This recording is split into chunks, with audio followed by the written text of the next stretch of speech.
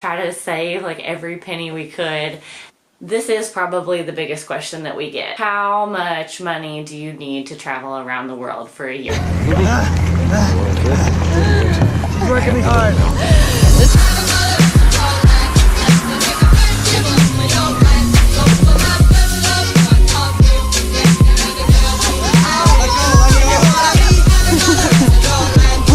I got it.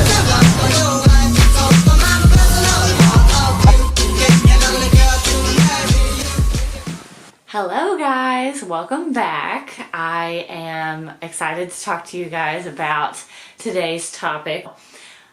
This is probably the biggest question that we get, is how much money do you need to travel around the world for a year? So I love this question, but the problem is it depends on the person. For example, Eric and I love to camp, so we have no problem like pitching a tent or sleeping in a bungalow in Thailand or things like that, but other people may not prefer that. So it really depends on your values and what you want to get out of your trip. We chose to stay in bungalows while we were in Thailand for say $4 or $5 a night, whereas we could have got a nice hotel room for like $10 a night. So even though that doesn't seem like very much, we spent 30 days in Thailand. So by trading some of those days, it really helped stretch our budget further to be able to do things that we really wanted that were way more costly, like the safari in Africa, paragliding in Switzerland, things like that. We really wanted to make our budget stretch further, especially towards the beginning, because we didn't really know what to expect. What Eric and I did, what the E's did to save up, was we decided on $15,000 each. And how we came up with that number is we looked at the areas and the regions that we were going to go. Lonely Planet has a really good resource on how much money you should estimate per day for each country. So we would just get on there, kind of type it in and add up everything. We knew that we wanted to go on the Everest Base Camp trek, which was several $1,000s. Same for the safari. We also knew that we wanted to have a little bit of beach resort time once we got into Europe. So we kind of like lumped in those massive costs and then added up via Lonely Planet an approximate amount. Also, one of the big things, which I'll touch on later, is we also knew that we were going to be flying mostly with credit card points. I keep like dropping these little Easter eggs through these videos about that we did fly all of our flights. I'm not sure how many flights we went on, but all of our flights were on credit card miles. So therefore we only paid like $41 to get to Hawaii and then to Thailand. And, you know, similar, you know, like I think our flight from Southeast Asia to India was around 50 or 60 bucks or so. So that saved us thousands and thousands and thousands of dollars by traveling on credit card points. So we'll keep getting to that.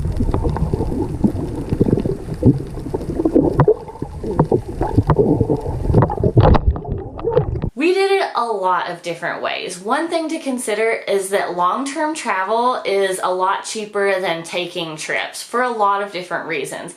One, long-term travel is kind of a mindset. You're living this lifestyle. A lot of people, when they take vacations, they go and just blow their money. We like to enjoy ourselves when we're on vacation. We just choose to like make our money go further. I would rather go on 2 trips rather than just 1 trip where I'm buying a ridiculous amount of stuff. So again, part of this is personal preference, but long-term travel, you can't buy all those souvenirs anyways. Because you're living out of a backpack. you help me. Emily's found a new way to hold her front backpack.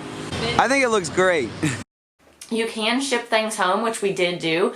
We did pick up, Eric got a custom-made suit. I had a custom-made dress done. We got, you know, like leather shoes made by a really sweet lady. She made them right in front of us and like traced our foot. It was a really cool experience. So we didn't deprive ourselves from these things. We bought silks in India, and I really wanted a sari. So we didn't deprive ourselves of things, but we were very mindful of all of our purchases, which we try to do when we're at home as well. But with that being said, long-term travel can be a lot cheaper even than living in America. So even living in Kentucky, the cost of living here is much lower than a lot of the rest of the country already. But if you're paying rent, paying for food, paying for car insurance, paying a car payment, things like that, it was actually cheaper for us to live outside of the US because of the decreased amount of expenses that we had, and the cost of living was even lower in these countries. Like I just said, we stayed in a bungalow in Thailand for $4 a night, and then when we did want a nice like hotel, it was only $10 a night. So if you think of like that versus what your rent is per day, if you were to like, you know, divide that out, it does tend to be cheaper. Food is cheaper. Renting a moped is cheaper than owning a car here. Just all of those things. So a lot of people automatically think, oh, I could never afford to travel for a year. And we just kind of smile at that now, because once we did it, we really knew that anybody could do it. As long as you're open-minded, you don't mind to get on an airplane and also kind of adapt a different lifestyle, anybody can do it, even with less money than we did. We met a lot of backpackers who traveled on a fraction of the budget that we had. So we had $15,000 each, which means we had $30,000 combined. We met travelers, single guys, even girls, who were traveling for like 6 months on $5,000 or like $3,000. So there's a lot of different ways to do it. We wanted a good middle ground between comfort, experiences, and budget. So this is just what we did. So saving money for travel, or saving money in general, you have to be mindful of your money. Doing some meal prep here. Woo! Woo! You ready to watch a whip? 40 eggs. Now watch me a whip. Everybody should do this anyways. Being mindful of your money opens up a large world of opportunities for you to be able to do more with it. And it's so easy to just get that paycheck and then you don't, like, it's gone and you don't know where it went. We know a lot of people who just live paycheck to paycheck and they really don't see a place to save, and that's because they really don't know where their money is going. One of the things I always suggest to friends is mint.com. That's mint.com. Also, like, I'm sure you guys know this, but this is not sponsored at all. Like, I think, you know, anyways. This is something that I've used. I've used mint.com for like 7 years now. I absolutely love it. I introduced Eric to it. It takes a couple hours, or it did me anyways, to set everything up. I add my bank accounts, my credit cards to it, even things like student loans, house loans. You can add all of it on there and then set your amount that you bring in per month. Even if it's variable, it'll do it automatically. It'll bring it in automatically. And then I set budgets for everything, so I knew exactly how much rent was going to be. I had like a goal for what to spend on food, how much to eat out, you know, every expense that was reoccurring, which is 99% of everybody's expenses. I had a budget for that. And then Mint does this cute thing where if you get close to that budget, say like our eating out budget, it will ding your phone and be like, you only have so many dollars left, or you're close to your budget. So it's really helpful because it automates your budget, which makes it more manageable. I tried the Excel sheet. I think people who do that are absolutely wonderful, but I wouldn't stick with it. I would never go in and keep all my receipts from the day and type all that stuff in at the end of the night. It just wasn't for me. I really wanted to do a lot of other things with my time.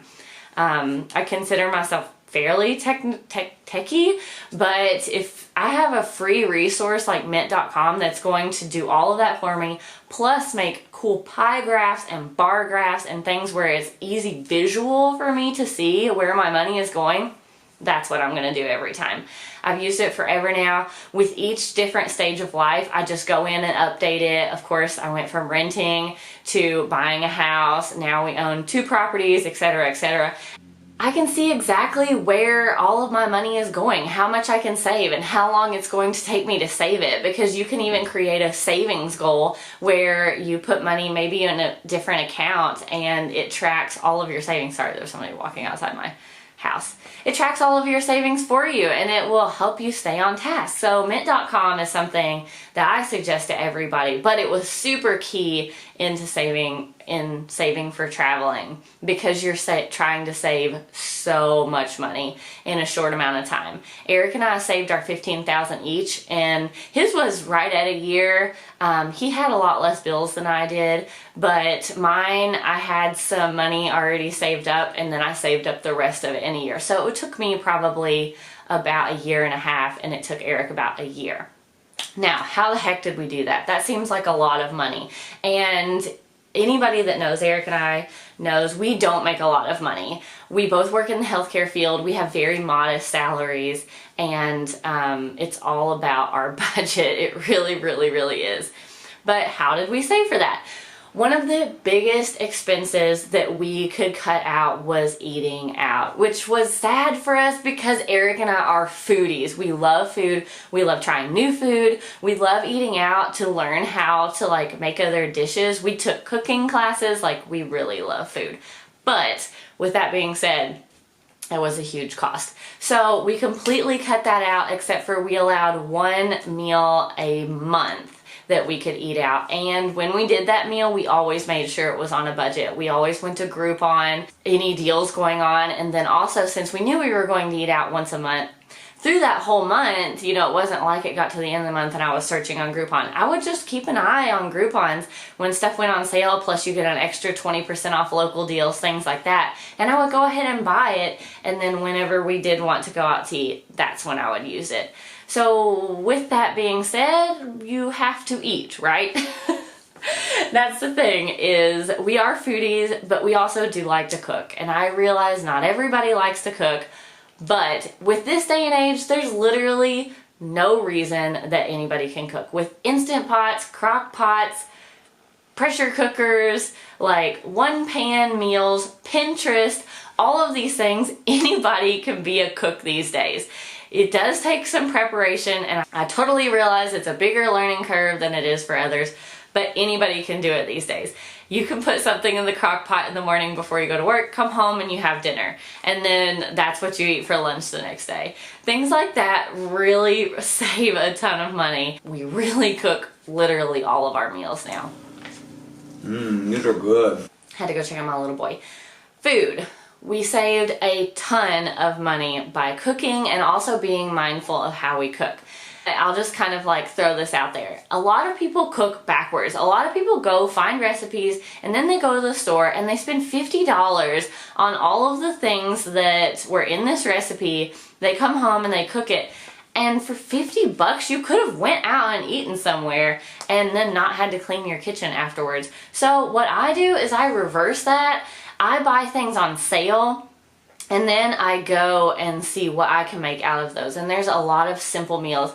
The key to being on a budget food-wise is simple meals. That doesn't mean you can't have good meals, but you also can't go out and buy $50 saffron to sprinkle just a tad of it into your paella just because the recipe says so. There's a lot of alternatives that you can do. There are definitely spices like garlic, ginger, things like that that really you should go ahead and get because they're cheap enough and they add that really good amount of flavor that everybody needs, but it's not going to break the bank at the same time. We actually went to Costco whenever we first started saving for this trip and found a 10-pound bag of lentils. 10 pounds, guys. This thing was heavy and huge.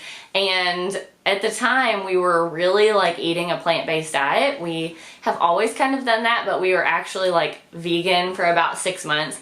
And we bought this giant thing of lentils. It was $10 for 10 pounds of this. And it fed us for 6 months, guys. 6 months we ate on this 10-pound bags of lentils. We also, of course, had a lot of other food in it, but we made everything with lentils. We made meat sauce with lentils. We made lentil tacos. We made lentil meatloaf. We made everything with these lentils. They were a really good form of protein and nutrients that weren't, you know, you don't want to deprive yourself of like vitamins and minerals and protein just because you're on a budget. So it really provided a lot of those things for us. But this bag was 10 pounds and we made hundreds of meals with it and really stretched it out. Oh, my little boy's up. I gotta go get my boy. Be right back. Beans again?